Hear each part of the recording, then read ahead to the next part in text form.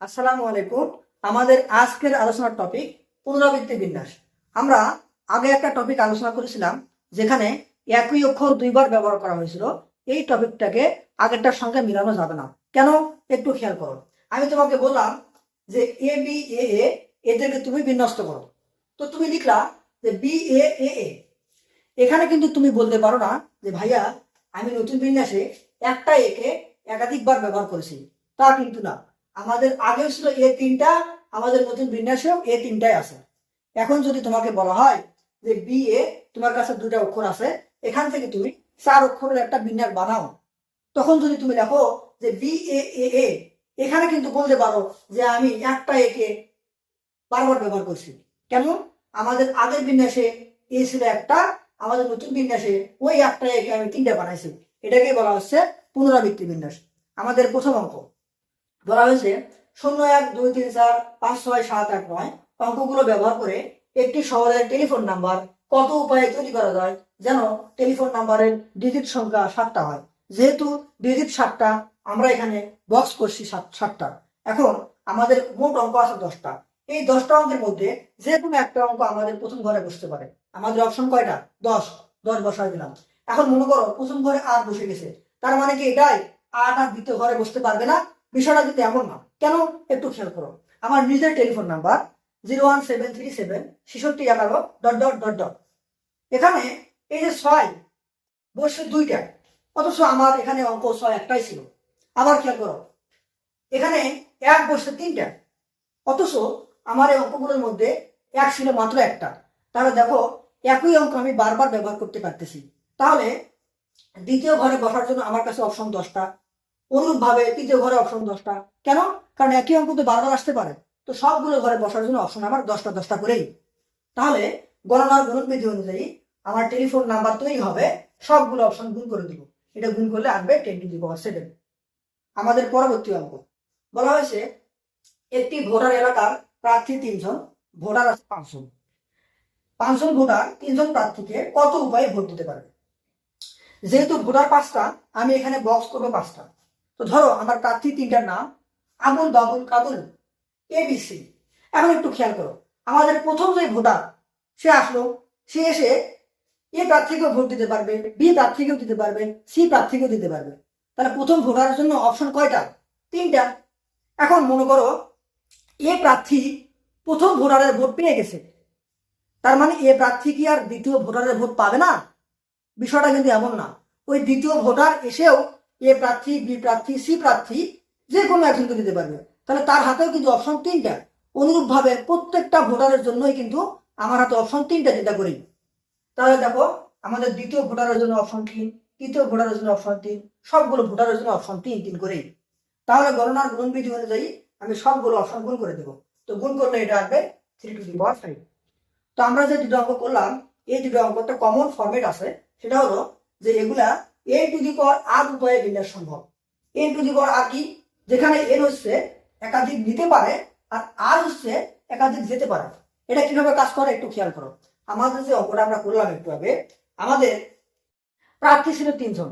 এই প্রার্থী কিন্তু একটা প্রার্থী, ধরো আবুল এ, এই প্রার্থীরা কিন্তু একাধিক ভোটারের ভোট নিতে পারে, 5টা ভোটারের ভোট নিতে পারে। তাহলে একাধিক নিতে পারে কি? প্রার্থী না ভোটার? অবশ্যই এখানে প্রার্থী। তাহলে এখানে n এর মান হবে 3। আর কি? একাধিক যেতে পারে। খেয়াল করো, আমাদের ভোটারগুলোর ভোট কিন্তু একাধিক পরিমাণে একটা প্রার্থীর কাছে যেতে পারে। তাহলে এখানে r সমান 5। তাহলে n⁻r এর ফর্মুলা অনুযায়ী আমাদের অ্যান্সার হবে 3⁵। আমরা যে প্রথম অঙ্কটা একটু আগে করলাম, এই অঙ্কটার মধ্যে আমরা n⁻r এর ফর্মুলা ব্যবহার করবো। একটু খেয়াল করো, আমাদের ডিজিট ছিল 7টা, তার মানে এই ঘরগুলো কি? ডিজিট। আর অঙ্ক ছিল কয়টা? 10টা, তার মানে যে 6, 1 এগুলো কি? এগুলো অঙ্ক। একটু খেয়াল করো, এই যে 6 বা অঙ্ক, সে কিন্তু একাই 2টা ঘরকে নিয়ে নিছে। তাহলে একাধিক নিতে পারে কে? অঙ্ক না ডিজিট? অঙ্ক।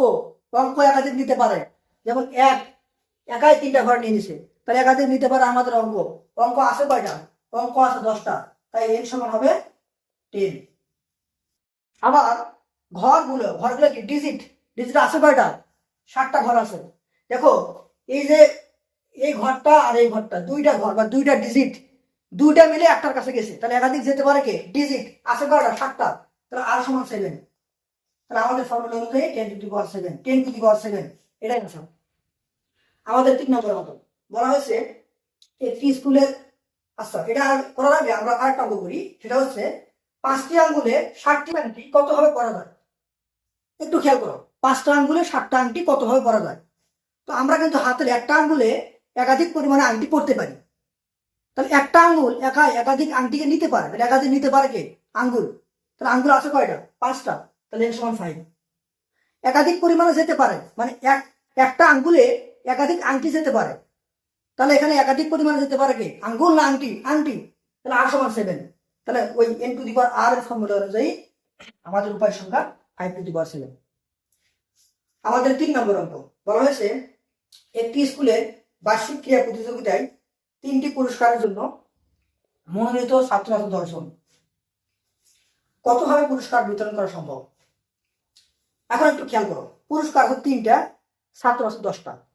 একটা ছাত্র কিন্তু একাই 3টা পুরস্কার নিতে পারে, তাহলে একাধিক নিতে পারে কে? ছাত্র। তো ছাত্র আছে 10, তাহলে এখানে n এর মান হবে 10। আর একাধিক পরিমাণে পুরস্কার একটা ছাত্রের কাছে যেতে পারে, তাহলে একাধিক যেতে পারে কে? পুরস্কার। r সমান 3। তাহলে ওই ফর্মুলা অনুযায়ী আমাদের অ্যান্সার হবে n টু দি পাওয়ার বা 3 টু দি পাওয়ার 3। এত উপায়। আমাদের পরবর্তী অঙ্ক বলা হয়েছে একটি ব্রিফকেজে 3টি চাকার উপর 0 থেকে 9 পর্যন্ত নাম্বার দেওয়া আছে। ওকে, এই 3টি চাকা দিয়ে কতগুলো পাসওয়ার্ড তৈরি করা যাবে? যেহেতু আমাদের চাকা আছে 3টা, আমরা বক্স করব এখানে 3টা। ওকে, আমাদের প্রথম যে বক্স, এখানে 0 থেকে 9 পর্যন্ত যে কোনো একটা নাম্বার বসতে পারে। অপশন কত? 10।